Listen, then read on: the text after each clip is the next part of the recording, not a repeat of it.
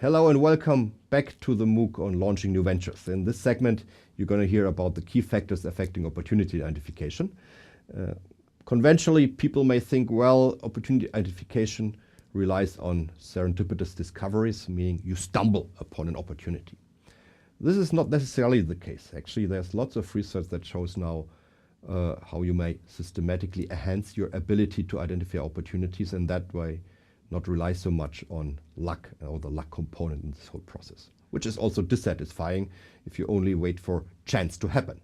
So the key question becomes actually which factors are driving opportunity identification, and if you relate those insights that you will gain in that module back to the previous segment where we talked about technological characteristics, you will actually have a nice overview of the technology side and the market side that is driving your business. So researchers have found a couple of key elements that are systematically shaping the types of opportunities you can see, the number of opportunities you can see, and the variety of opportunities you can see. So let's look at these factors in more detail. One is alertness, another one is prior knowledge, the third one is cognitive flexibility. So what does alertness mean?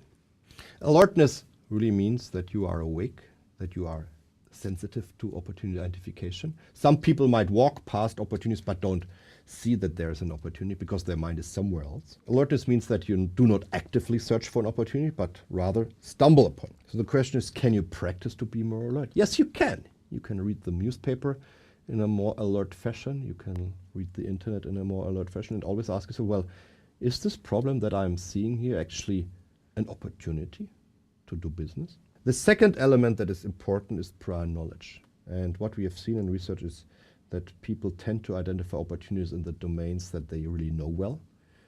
For instance, markets that they know well, customer segments that they know well.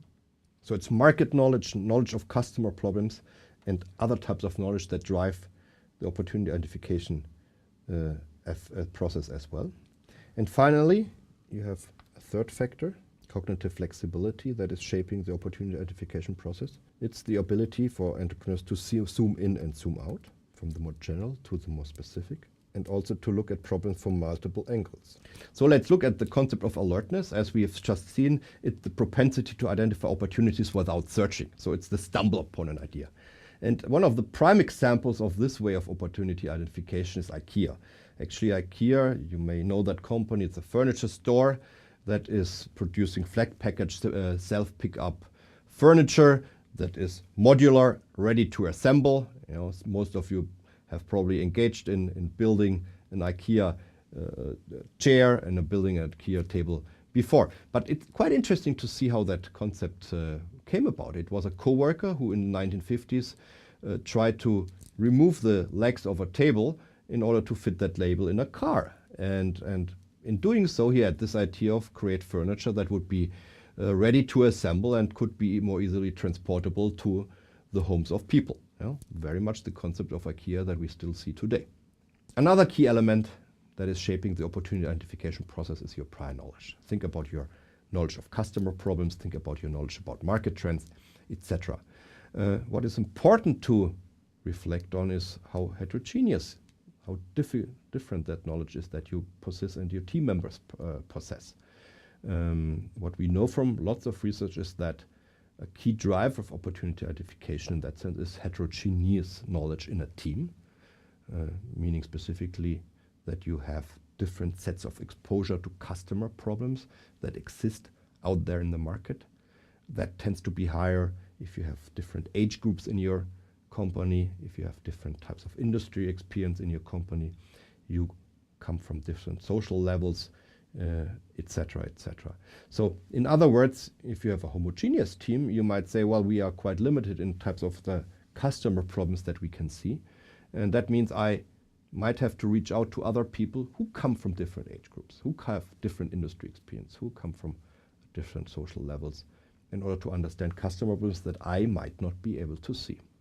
Another element shaping the opportunity identification process is your cognitive flexibility and your creativity. I've pointed out earlier in this MOOC that really good entrepreneurs are able to look at opportunities, at problems from multiple angles, so they can change their perspective on problems and thereby identify novel solutions. Let me make a little game with you in order to drive home that point. You see on that slide here 5 dots times 5 dots. So 25 dots in total, and the task would be to link those dots with straight lines. And the question is, how many straight lines do you need in order to link all of these dots without lifting the pen off the paper? Yeah? So one solution might be the following one. And this is 1, 2, 3, 4, 5, 6, 7, 8, 9 straight lines that are connected. The question is, well, are there other opportunities to link those dots? And the goal is, of course, to have fewer and fewer lines as possible. One way, and please try this at home, and I give you half a minute to try this and think about this problem. If you do not have the slide in front of you, just draw up these 25 dots in front of you and try to connect them.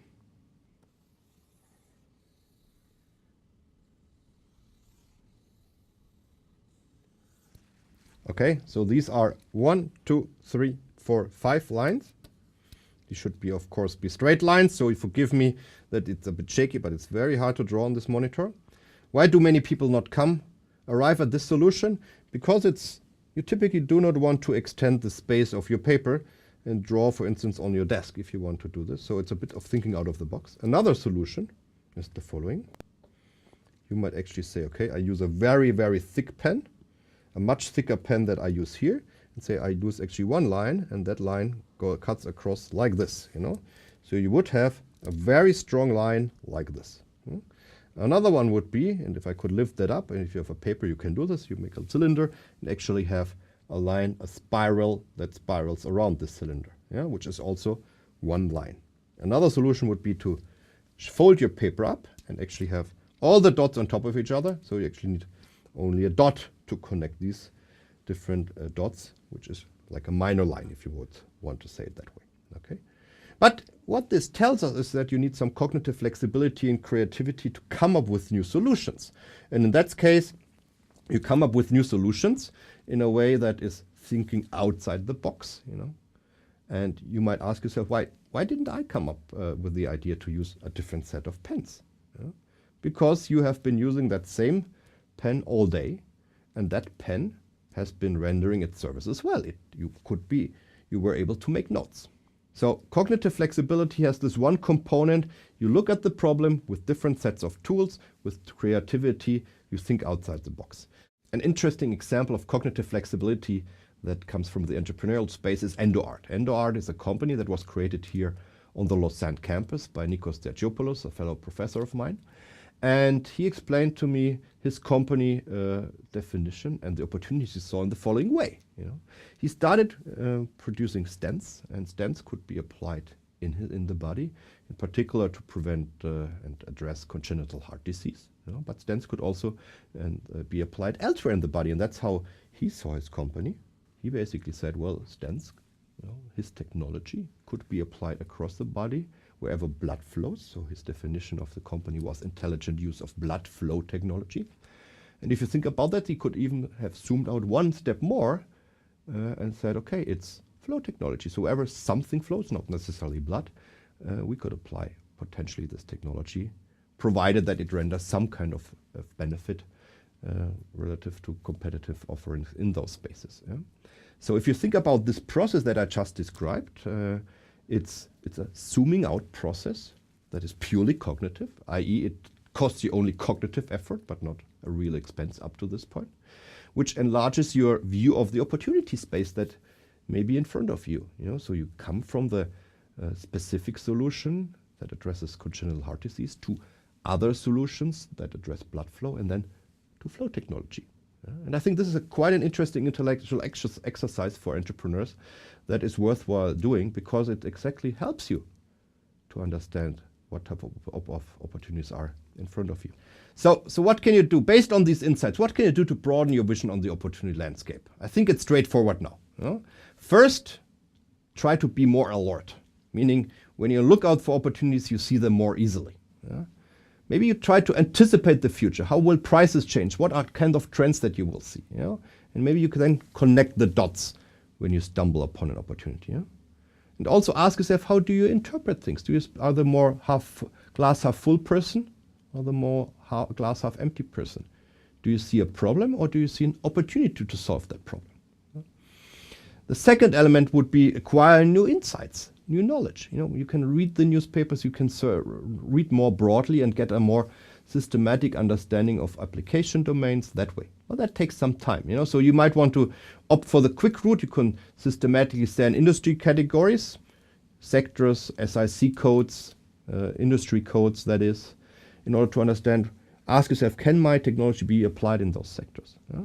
Can my competences be applied in those sectors? For instance, in medical, consumer, automotive, etc. industry. Or you might turn, as we discussed, outside and say, okay, if your team has diverse knowledge, make use of that diversity and involve others. So the question is one about crowdsourcing. And thirdly, you could say, I try to increase my cognitive flexibility. You can look at problems from multiple angles. You can zoom in and zoom out, as we have seen with the Android example. So summing up, this hopefully gives you a number of opportunities that you could exploit. So in charting the firm's growth option, which is the topic of the next module, is one of the next segments, is that we identify an opportunity set. You focus on one opportunity and you have a much nicer growth story for your company, as if you would be the one-trick pony that where you exploit one market over time only. So summing up, we have seen that several factors are instrumental in shaping opportunity identification processes. It's the alertness to opportunities. It's your knowledge of markets, of customer needs. It's also cognitive flexibility to zoom in and out.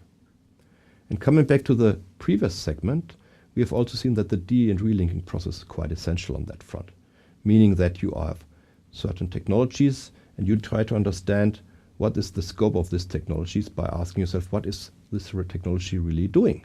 What is general about it? What is specific about it? And what does this technology do in its own right, decoupled from any market application that you might have thought of in the beginning? So ultimately, if you think about these three elements that we discussed, these elements shaping the opportunity identification process, knowledge, flexibility, alertness, the delinking, relinking process, and these external knowledge sources, oftentimes your mind is the only limit that you have. What you can imagine, what you can dream about, what you can think of. In that sense, I wish you good luck with your entrepreneurial endeavor for now. In one of the next segments, we talk about your growth options that you have, how you select among multiple market opportunities, and I look forward to seeing you again.